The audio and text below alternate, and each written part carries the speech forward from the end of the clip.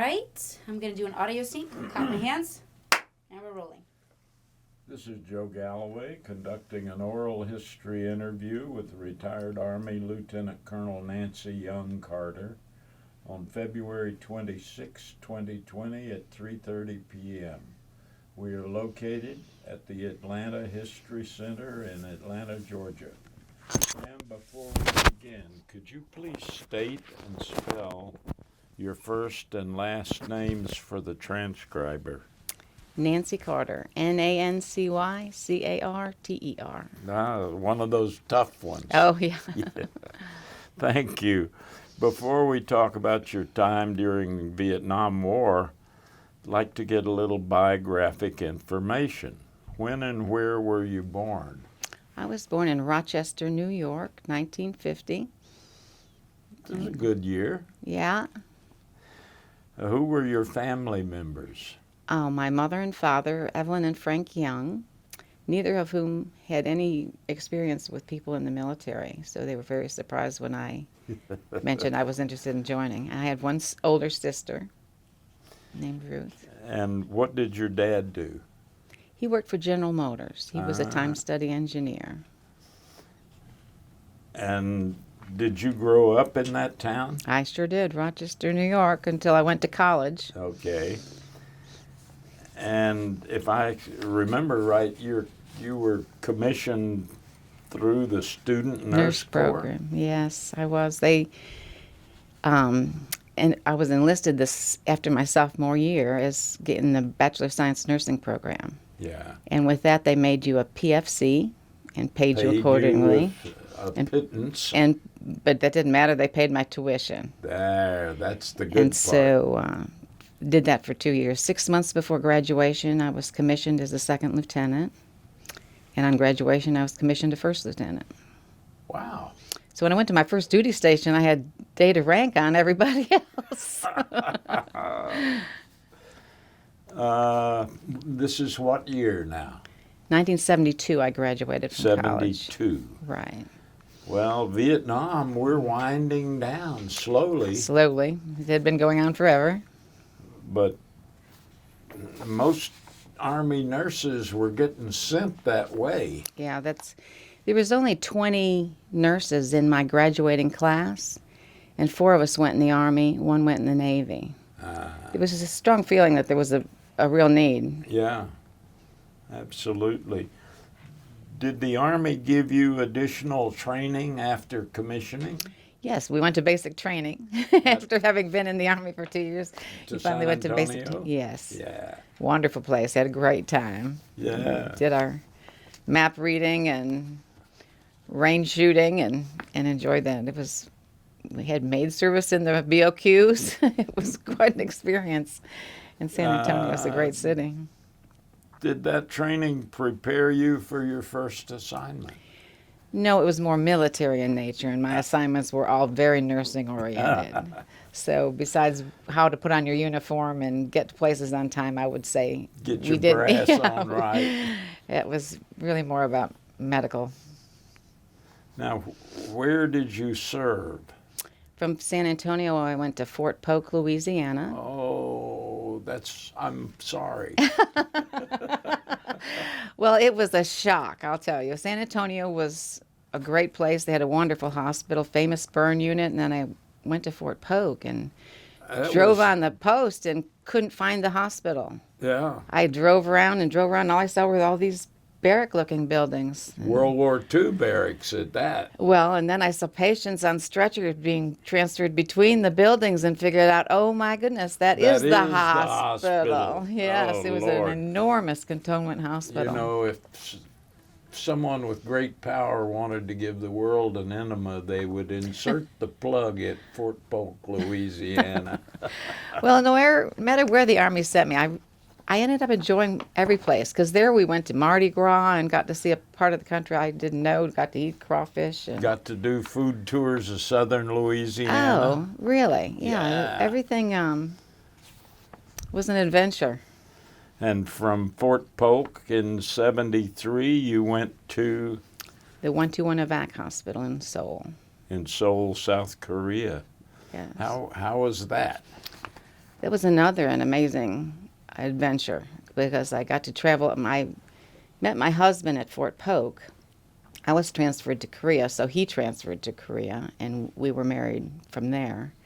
And I went up to visit his unit up at Camp Casey, and since I was in the military, they let me come with him. And He was infantry? yes, Yeah.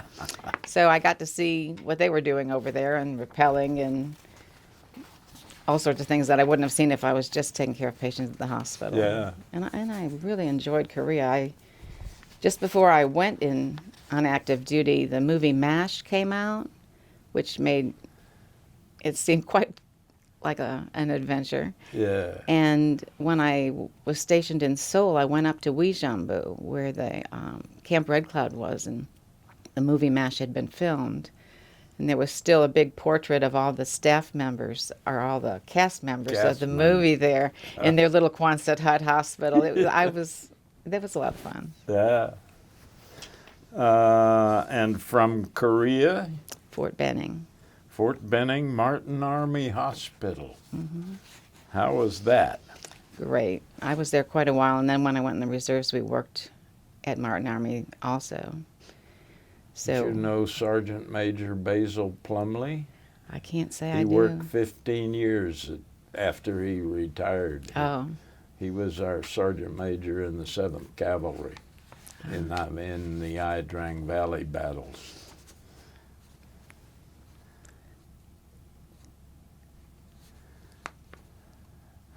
So you stayed at Fort Benning for how long? That's a good question. By the time you add my reserves, it was about 8 to 9 years, something like that. Yeah. In Korea, I had started out as a surgical nurse, and they promoted me to evening supervisor, and I got to do a lot of things I would not have ordinarily been exposed to or done. And one part of that experience was all the female patients who came in, the dependent wives who were delivering babies. And so I had to, as the evening supervisor, go on all the ambulance runs to get them or take them to Severance, the hospital where in Seoul, where the Korean dependent wives went if they'd had no prenatal care with the military. And that put me down the whole obstetrics track, and I stayed there. And I was head nurse in obstetrics at Martin Army for all the time. It was an adventure I wouldn't have picked, but I was so glad it chose me. Yeah.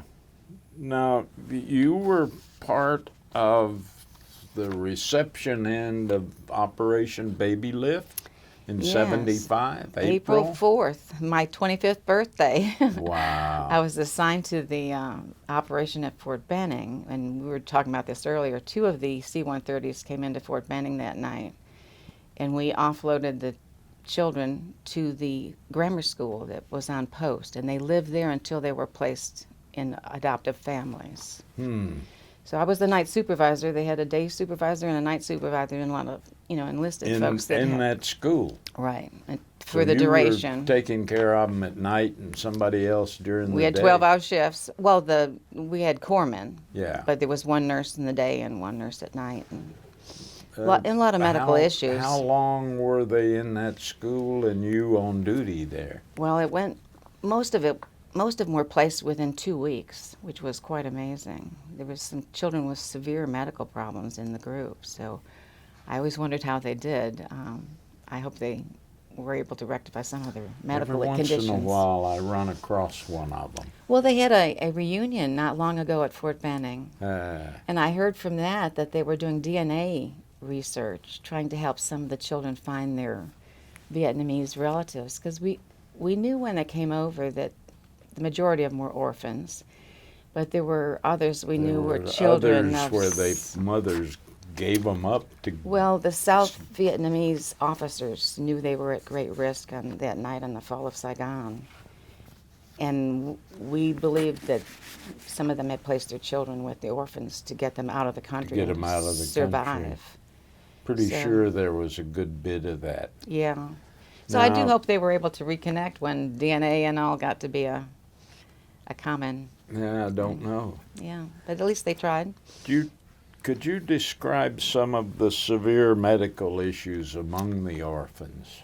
I think one that affected me the most was a child who couldn't stand upright. Oh my. So he crawled on all fours or kind of scooted like a baby does on their bottom. So I don't know if they were able to, orthopedically correct whatever was his problem, but it was quite severe because he seemed quite kind of untamed. He Yeah. acted kind of animal-like, and I think they said they found him on the streets. He had been living on his own. Oh my God. How old? Oh, he was about 6. And you asked that question. That was another problem we had, was the children all had identities, and they had a tag put on the back of them so we'd know who they were and we could connect them with their birth certificate and all that. Well, the children got wind that they were going to be given away or made slaves, and they decided to take off those tags. And so once they'd taken them off and they'd all Then you swapped can't them track around, 'em. they really didn't connect the birth certificates with all the right children, because we'd have some that would say they were 12 months old and they'd be 5 or 6. Oh dear. So I have to applaud the adoptive families for taking on huge issues. But they were all placed within like 3 weeks. I know Betty Tisdale, who was one of the lead people at Fort Benning, and her husband was a pediatrician. She went over many times to the orphanage at Onlock and became quite attached to them and escorted them back on those C-130s with other dependent wives Yeah. who helped care for them. And when they got over to Fort Benning, she adopted several of them with her own natural children. Did you have any notice to expect that baby lift flights coming in? Yeah, an hour or two. That was it. Yeah, it was it. Yeah, like I say, it So, was my 25th birthday, and I didn't know I was going to be doing that night. We met the C-130s on the... So you really had no time for No, preparation. No, and I don't know how they decided to donate the school for the effort that quickly. I mean, it wasn't made... We had to get Base beds and commander said. food, and Yeah. it was, a lot of scurrying, but it happened. It happened quite quickly, and the kids Yeah. were, traumatized with what they'd been through. They'd been on the airplane for like 24 hours, and, so they needed to get to bed. And you asked about medical conditions. Almost all of them had an issue with things like head lice. So we Oh, had like yeah. assembly lines dealing with that. There was one that was an unusual problem, too. I got a call from a potential adoptive family and their pediatrician asking me to describe the child to them because there was an ambiguity about their gender. So I described what I could to them, but without, like, genetic testing. I couldn't tell them the whole truth. I could just tell them what I could tell of the organic makeup of the child. Yeah. But there was a lot of orthopedic issues which hadn't been corrected, like children that had broken arms or legs that had not been treated and then healed improperly. Yeah. So Probably we all a felt good bit of rickets and stuff like that. we all felt very happy that these were going to many military families because the medical situation was covered. And there might be, expensive and tedious work to be done. Indeed, indeed. But it was amazing how cheerful they got to be. The director of the orphanage at Onlock came with the children, and she would get with them together in the evening, and they'd sing songs from Vietnam.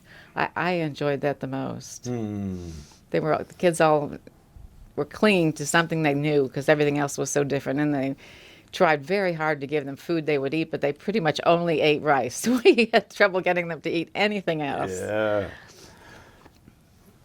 Could you describe your friendships with and your impressions of the people you worked with in the hospitals?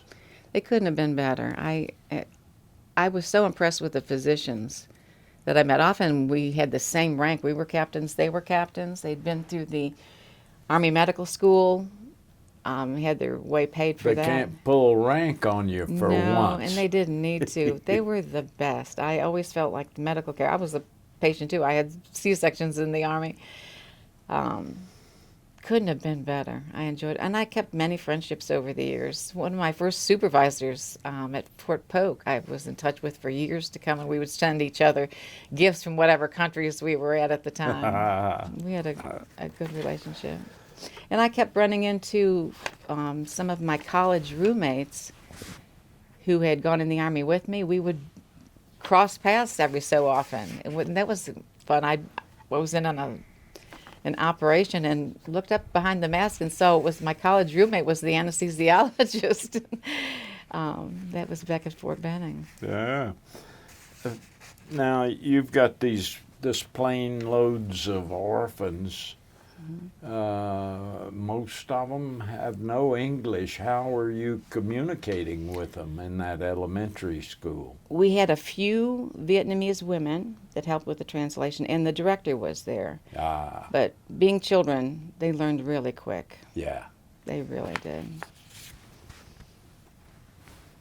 Yeah, I interviewed a fellow in Orange County in the Vietnamese community. He was Laotian, but he was picked by the school system, and they told him, you know, we'll hire your people at full teacher salary, and if you want to, you can teach the kids all in Vietnamese like we do with the Latin kids. He said, no, no, no, no, no. Let them learn English. We're going to streamline them right in mainstream, and what you might do is hire some of our people as aides, 12,000 a year instead of 50, 60,000. And the children will learn all of their fast. people, all their kids they volunteered them an extra hour a day at school, while the aide taught them about bank accounts and things, you know, police and how to deal with all of this, so that they could go home and teach their parents. Yeah. It worked beautifully. Yeah, I can imagine. That. I often wondered what happened to some of the babies. In Korea, the curfew kept the physicians at home at night, and they weren't in the hospital.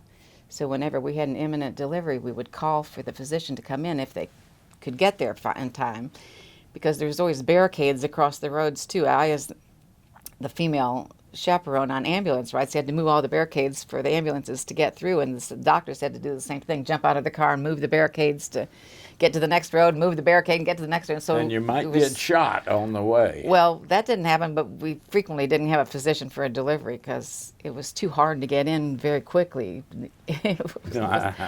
So I had situations where I delivered one baby while I was holding one of those little white nurse flashlights in my mouth. That was all the power that was on in the building at the time. But that was the sort of thing, just like in Vietnam, the medics did things that doctors normally did. Well, in Korea, we had to do the same thing. We made do with what we had available. And got to do what you got to do. when the power was out and babies were on ventilators, you called for volunteers to come in and bag the babies and keep them going. But I often wondered how they came out, too. Did you form friendships with people from different racial and social backgrounds? Mrs. Yi was one of my favorite people. There were several Korean nurses that worked at the 121, and she invited me to her daughter's first birthday party. They call it their first birthday, but it's really the 100-day party. Yeah. They recognize you're 1 year old when you're 100 days old, counting the pregnancy. So she invited me and a couple others to her house, and that was an adventure. She lived in kind of a tent city, and I don't even know how they found their way around because there was no road signs. And when we got there, it seemed like a tent city, but when you went inside, it was very nice. And they had heated floors, which kept you warm, but from the outside, it looked like they were all cooking on open fires, so you didn't think that the house would be as nice as it was. That's something that comes out of China and is 2,000 years old. Yeah, I'm not sure they still do it. Central heat a long time ago. But that was a very big event, the 100-day party. I don't know if they do any other birthdays after 100 days. That's a huge celebration for them. And when I was at Fort Benning, we had some Korean women who were having their 100-day parties for the children after they were born at Martin Army. So I was invited to that. 100 days is probably an important mark if the child survives to that. Well, they it's might be going to make it well, I because would there hope was a so. mortality was pretty high. But the 100 days is added to the 9 months in gestation, and Yeah, that makes to the make a actual full calendar year. year. So Yeah. they count from conception rather than from birthday. Yeah. Eh. Did you have time off for recreation, off-duty time? Yes, like I mentioned in Korea, that meant I could go up to Camp Casey and one of the biggest surprises when I got to Korea was that one of my college roommate actually was assigned to the same hooch I was assigned to, and she got there like 2 weeks before I wasn't. We didn't even know we were going to be assigned to Korea together. So Yeah. she and I would travel on our off days, and we went down to Busan, went over to Japan. I went to Japan on my honeymoon. So every place I went, I was fortunate to be able to travel and see a lot of things I wouldn't have seen. In fact, when I was in college for spring break, that same roommate and I decided to go to the nearest Air Force base and see if we could get a military hop to anywhere just for spring Just to break. go. So we did, and we went to Andrews Air Force Base in Washington. When we got there, we said, "Well, do you have any planes going anywhere?" And they had one going to Italy. So we took a hop to Italy for our spring break, and we got back to school about a week late. Oh. It took a while to get all the way back up to New York from Italy, but that was a great spring break. Yeah, I bet. But right from the beginning like that, it was worthwhile to take advantage of every location, whether it was Korea or Fort Polk, Fort Benning or Fort Polk. There's something good about every place. I guess. Now, the infantry didn't think there was so much so good about Fort Polk, but I was assigned to a BOQ when I first got to Fort Polk that was so small I could hardly unpack. And you shared a kitchen, which was super small, with someone else. So I decided to move to a trailer park at Fort Polk, which was coincidentally known as Sin City. I didn't find that out till later, but it's where I met my husband. So it was really, I can't think of his name, Watkins Trailer Park. And it was, a whole trailer with 2 or 3 bedrooms was a whole lot bigger than the BOQ was. So I even bet. that, living on the economy worked out. What Wow. music did you listen to during that time period? Oh my gosh. Whatever was playing. I can't tell you. Didn't spend much time listening to music. Didn't spend much time watching TV. Actually, the only thing we watched on TV was MASH because our cleaning ladies and our hooches thought that show was hilarious. They would watch it and laugh, and we'd come in from work and they'd like, "Oh, sorry, I was watching TV," and we'd be like, "Hey, it's okay. We like it too." Yeah. Can you describe the quality of the leadership in your units during this time, as high up as you could see them? I was very impressed. I really thought the hospitals were extremely well run, and they handled just like the Babylift. On a moment's notice, things were whipped into shape, and we were ready. I was very impressed. The readiness training really went to a whole new level, something I never saw in the civilian hospitals. I mean, if you tell people, "Oh, you're going to do something completely different, you're going to work in a different branch of medicine," people are very resistant. And in the Yeah. military, it's go with the flow, and Do you'll what be gotta. glad you did it Yeah. because you got so much more experience. It was a great thing to do. You talked about leadership too. I brought a picture in of my husband and I when he was commissioned and we were in Korea, and Colonel Powell was his commander. Oh, Colin Powell. Colin Powell. I worked Yeah, for so you him. talk about leadership. We thought he was pretty cool too. I worked for him a year at State Department, Ah. writing his speeches. Well, he was a lonely colonel when we knew him. Good man. Oh yeah. Oh, yeah. That's amazing. Yeah, he was quite youthful. You look Like all of quite us. youthful, all of you. Did your experience with your leadership change within different hospitals? significantly? No, I was never any place that I felt it was poorly run. I really wasn't. Part of it is you move so often, you learn to adapt really quick. None of the assignments are very long. My longest one was at Fort Benning. But even then, I changed roles. I went from being a staff nurse to a head nurse to a nursing supervisor to being on the baby lift. And there was always people. I had great supervising nurses. I felt there was a lot of support and leadership from all of them. I really enjoyed it.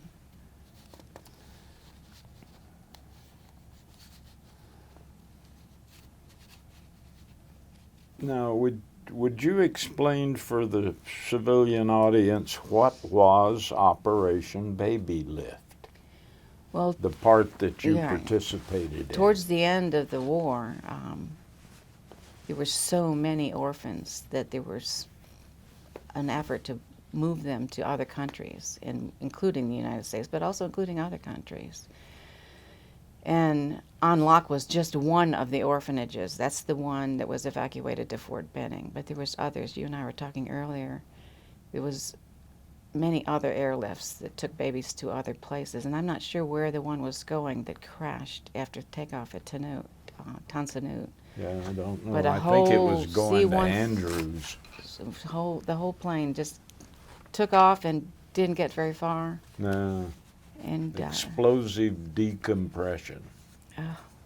so that was terrible. We had heard when the planes were taking off from Tan Son Nhut that they were doing it without lights. They were doing it so that no one would shoot at the They airplane. go straight up as Get out of steeply there. as possible. Right. So And they land were, the same way. Yeah, we were listening on the radio for any news of things, and we heard when they got to California, and some of the most ill and actually dying babies were offloaded in California, taken to hospitals because they weren't going to make it all They the way to weren't going Fort to make Benning. it otherwise. But we were listening and heard that about the plane going down. That just breaks your heart. Ah, terrible, I'm terrible. glad all the other C-130s made it out because there was a lot. There was over 100 packed on each one. Did you attend the 40-year reunion at Fort Benning? No, I didn't. You didn't. No. It would have been neat to see them, though. It's I can picture those babies all walking around as 40-year-olds. Yeah.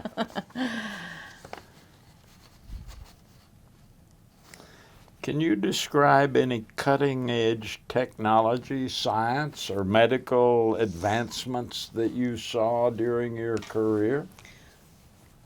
That makes me think of one thing which was not cutting edge. Back then, when we got to Korea, you used thermometers that had mercury in them. None of this yeah. digital thermometer stuff. None of that stuff. And the day I reported into Unit N1, all the thermometers had been broken and the mercury stolen.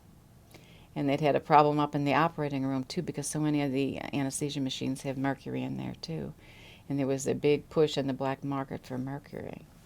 So we didn't have any thermometers for a while. Oh, my. Given that this was back in the 70s, I can't think of technology that was advanced at the time. We might have thought it was, but now it doesn't seem anything was very advanced. The Koreans are, have pulled off some spectacular thefts Well, from the U.S. They were Army so in desperate. their day. well, just when we would go to the local communities, you would see products from the hospital in use, or Coke cans that formed their chimney off their fire. They used all our waste. They were so The resourceful. Filipinos were good at that, too. Well, they didn't They let anything go to waste because they didn't have anything to waste They at all. once stole an entire fire engine off of the base, the Air Force base in the Philippines, drove it right through the gate with the siren going and the lights, and it was later found in South America. Somebody made a buck.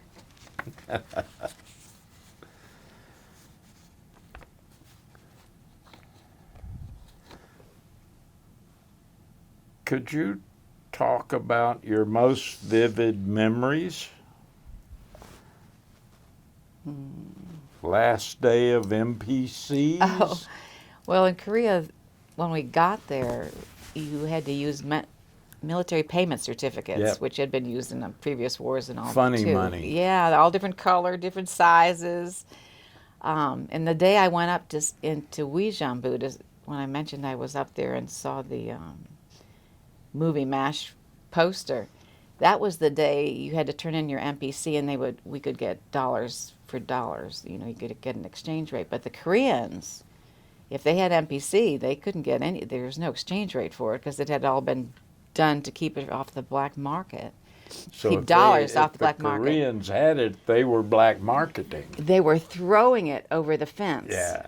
hoping Americans would give them $1 or $2, anything, just to have some payback for all this MPC they'd accumulated They did illegally. this every 6 months in Vietnam. Oh, and did they? The hookers would be outside the fence throwing $100,000 worth of this money over the fence to get somebody to change it for them. To get anything for it rather than nothing. 50 or whatever. And there was never any advanced warning. It was like, okay, Right, today it is the day.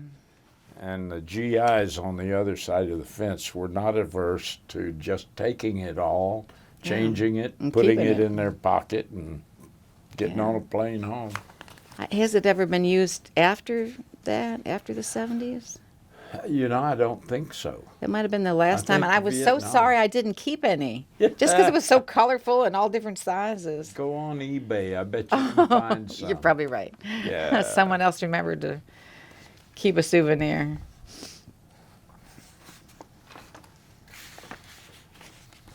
But describe for us the worst day you had during your entire career. Worst day. I didn't have too many of those. I would have to say it would be, I delivered or was present at deliveries of some children who were not going to make it. And some of them were my friends, Yeah. the parents. Yeah. One of my nurses, actually, she was the assistant head nurse in one of my units, delivered and had a child with an enormous problem. Oh. It was anencephalic, where most of the head is missing. Yeah. And the doctor didn't get there in time, and I delivered the baby because it came precipitously. And I just had nothing I could think of to say to the mom when she kept asking me what's wrong. It was just so traumatic. So I would say that was one of the worst The baby days. died quickly. No, we actually air evac'd the baby up here to Eggleston in Atlanta, and it lived for several months. But the brain was exposed, so we knew it couldn't live forever. It was a great risk for infection. Yeah. But there's always those in deliveries in any OB ward. There's always bad days. Yeah, they're bound to be. You want everyone 100% success, but it doesn't come out that way. Describe the best day you had during your service. Oh, that's easy. That's the day I had my baby. And I had it on the labor and delivery floor where I was the head nurse. So it was my staff taking care of me. Good care, I bet. did. Had my own. If you hit the button, they all came running. Actually, there were so many patients that day that were overwhelmed, but it didn't matter. We all made it through.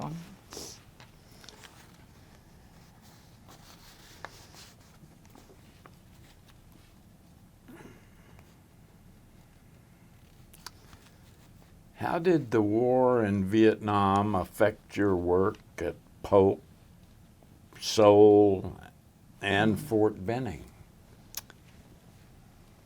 I wouldn't say it affected me that much, except at Fort Polk. We knew my husband was in the infantry, and he knew all the troops he was sending over there Yeah.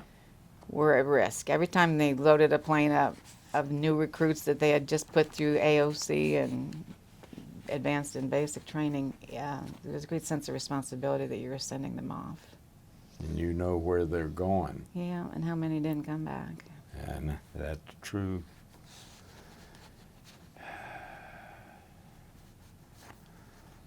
in Korea, we were so entrenched, still thinking that the Korean War was still going on, because we went up to like Panmunjom, and there's still a lot of tension there. Occasionally, GIs were being shot. Yeah. So when we were there, it was like we were the war, not Vietnam. You could think that in Yeah. Korea even today. It's just never going to end. And at that time, I think, like when I was in college and was thinking that we needed to join because they needed nurses in Vietnam, I believed it was never going to end. It had been going on most of my life. Yeah. So Now look at it today. 18 now it's so way back. It's years several in wars back. Afghanistan. I'm glad it's several wars back. How often did you get to return home during your early career? Not very often, because airplanes were quite expensive. Yeah. I came home once when I was stationed in Korea, and I was there 15 months.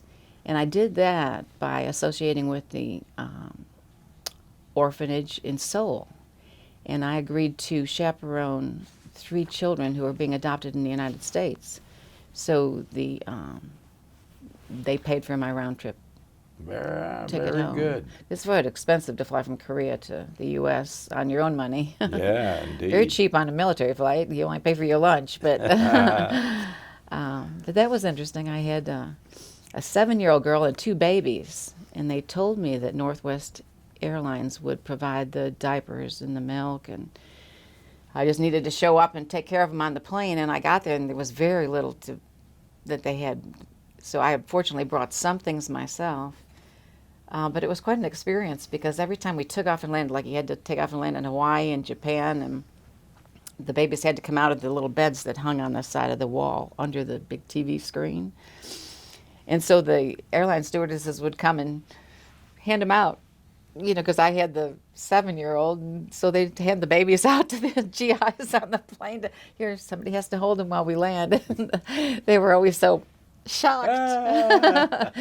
18, 19-year-old kids, not planning on bringing a baby back with them, but that was fun. What was that like as the war wound down? Well, that's when we were very involved in the orphans, because the fall of Saigon was April 4th. And then the next 2 weeks were a blur because we were so busy. But I never faced any of the anti-war sentiment that many did. I You was lived with, on Fort Benning. yeah, and we were all very supportive of each other. Yeah. You were inside the perimeter, we say. But nobody in my family, even my extended family, which had no military experience, no one was anti-Vietnam. They were very pro-soldier. Yeah. I was lucky.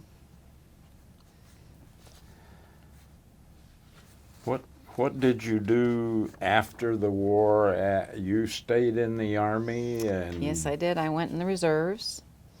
And I was stationed in Columbus for several years, and that's where we still went out to Martin Army Hospital and worked in some of the same places on our weekend warrior duty.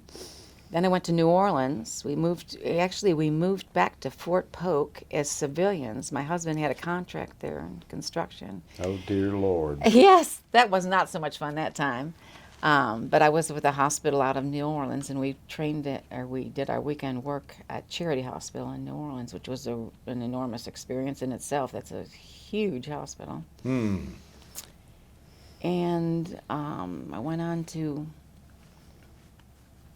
I think where I went next. I went to Lawrenceville, Georgia, and took command in General Staff College so that I could be promoted to lieutenant colonel.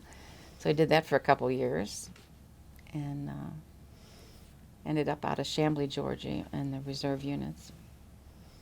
Now, when you retired, what'd you do then? Well, while I was in the reserve, I was working at Emory Hospital. I was a nurse there, and I worked in administration and quality assurance and infection control and utilization review. I had several departments, and then Emory started buying several hospitals, so it got bigger and bigger.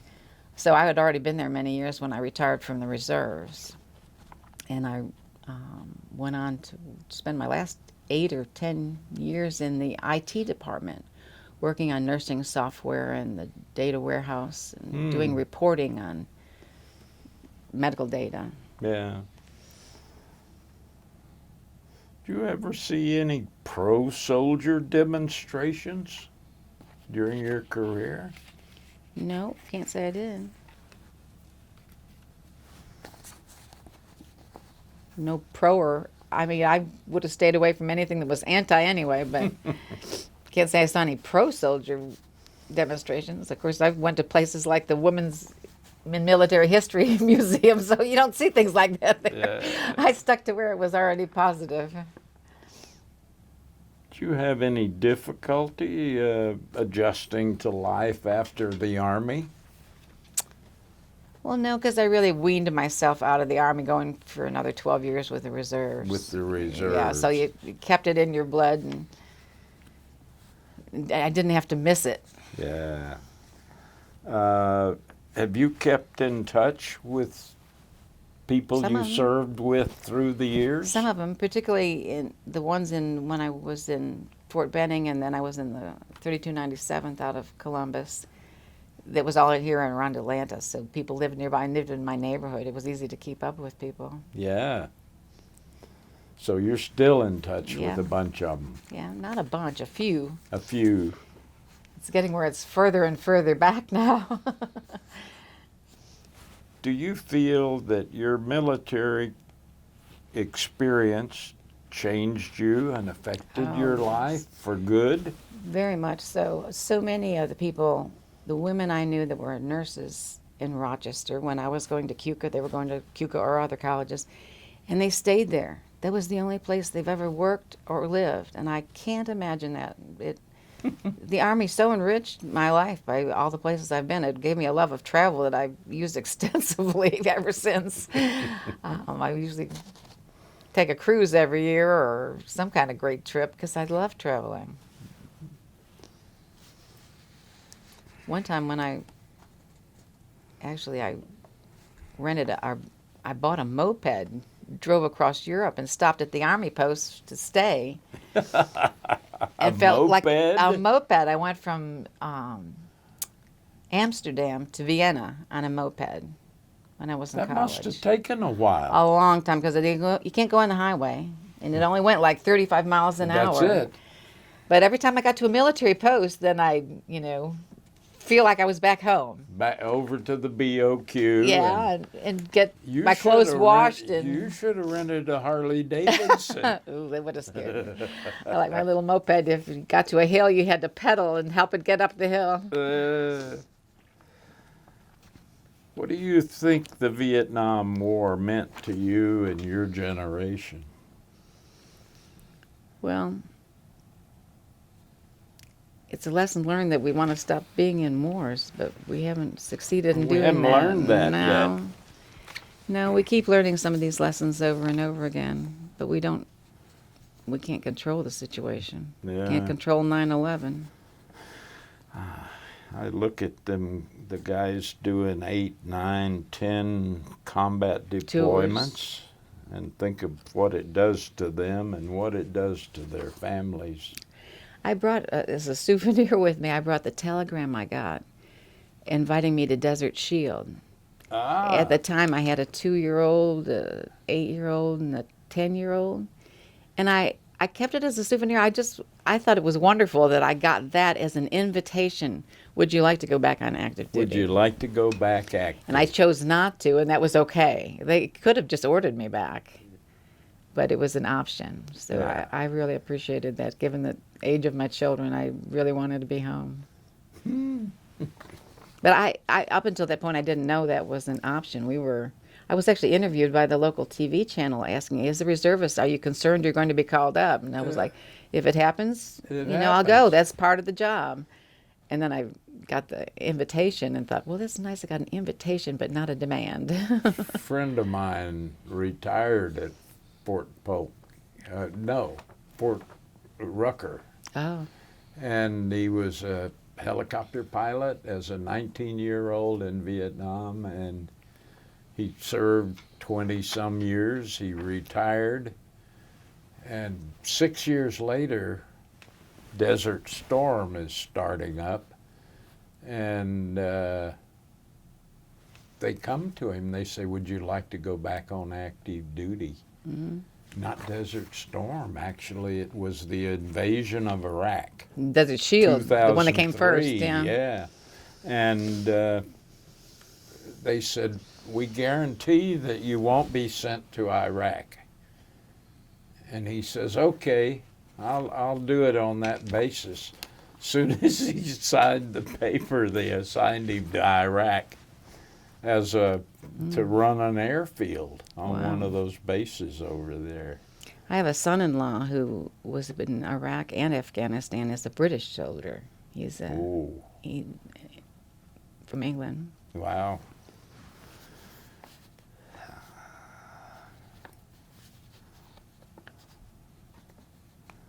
How do you think the Vietnam War is remembered in our society today? You know, one of the things that's interesting is I go to these nail manicure pedicure places, and they're all Vietnamese women. All Vietnamese. And I've talked with them about it.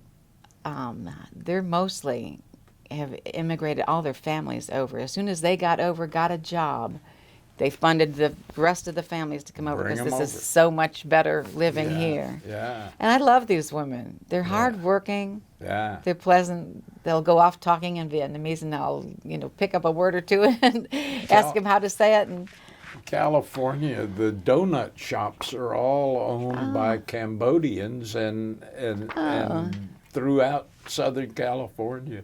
Don't know I didn't why know they that. all went that way. or why these ladies here in Atlanta, I have the nail business It's not covered only up. Atlanta, it's Charlotte and Washington, D.C. And Well, more power to them for finding their niche. they found them a niche. Yeah. Yeah.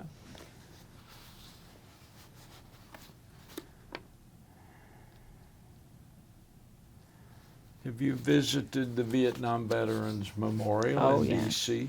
Yes. What are your thoughts? I love it. I loved it right away. I loved how it's hidden in the hill. It's not obtrusive. It's beautiful, and it has so many names. And it's just, gracefully done. I really liked it. Yeah. I went there when I went to the Women in Military History Museum. You've heard of the Vietnam War 50th anniversary commemoration. You're part of it today.